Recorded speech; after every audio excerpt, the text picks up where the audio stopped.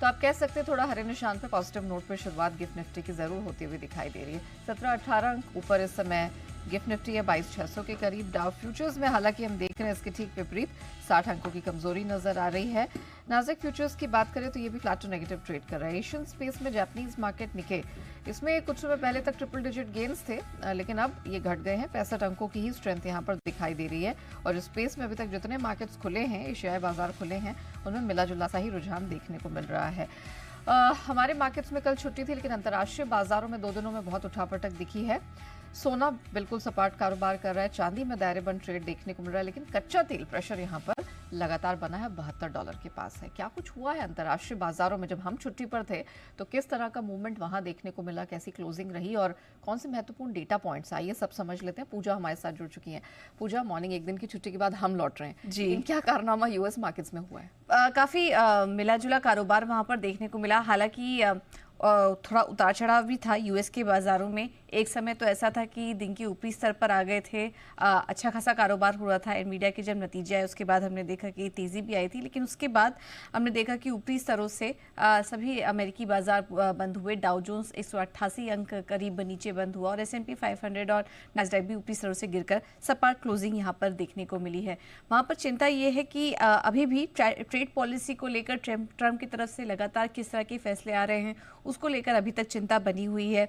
और हाल फिलहाल में जो इकोनॉमिक आर्थिक आंकड़े भी आए हैं वहां पर भी अमेरिकी अर्थव्यवस्था में से सुस्ती के संकेत मिल रहे हैं। जैसे कि अगर अगस्त कंज्यूमर कॉन्फिडेंस इंडेक्स की बात करें तो अगस्त 2021 के बाद यूएस में कंज्यूमर कॉन्फिडेंस इंडेक्स में सबसे बड़ी गिरावट इस बार देखने को मिली है।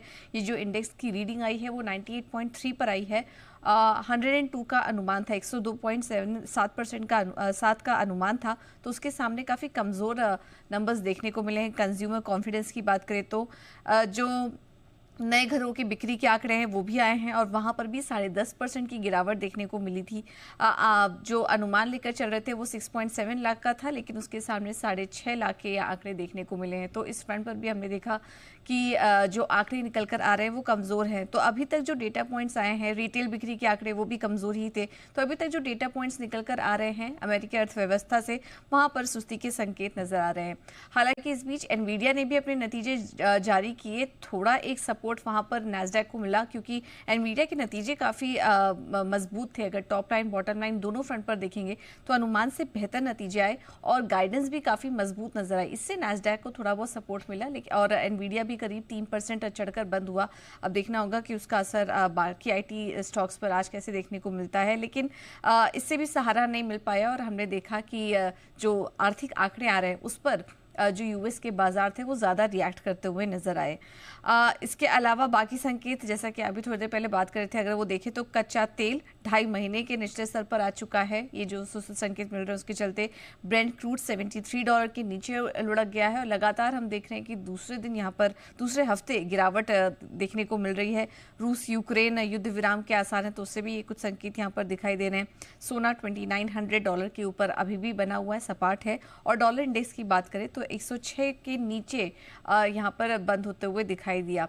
अब आज भी कुछ इंपॉर्टेंट आएंगे, अगले 2 दिन भी कुछ बहुत इंपॉर्टेंट आंकड़े आने वाले यूएस से, जिस पर की नजर रहेगी। आज वीकली जॉबलेस क्लेम के आंकड़ों पर नजर रहेगी, जिसका की असर किस तरह की रीडिंग आती है वहां से, तो इसका असर डॉलर इंडेक्स और बॉन्ड यील्ड्स पर कैसा पड़ता है ये हम देखेंगे। और कल शुक्रवार को पीसीई के आंकड़े आएंगे, ये महंगाई के आंकड़े जिसको कि फेड काफी क्लोजली वॉच करता है। तो देखना होगा कि ये 2 आंकड़े कैसे रहते हैं और उससे आगे की चाल यहाँ पर तय होते हुए नजर आएगी। सही कहा आपने पूजा, यहाँ पर 2 महत्वपूर्ण डेटा पॉइंट्स हैं और क्योंकि यहाँ पर आरबीआई है वो महंगाई को बहुत क्लोजली, माफ कीजिएगा, जो फेड है वो महंगाई को बहुत क्लोजली वॉच कर रहा है अमेरिका में, वो देखना चाहेंगे कि किस तरह से पीसीई के नंबर निकल कर आते हैं। काफी फेवरेट इंस्ट्रूमेंट माना जाता है ये वहाँ के सेंट्रल बैंक का।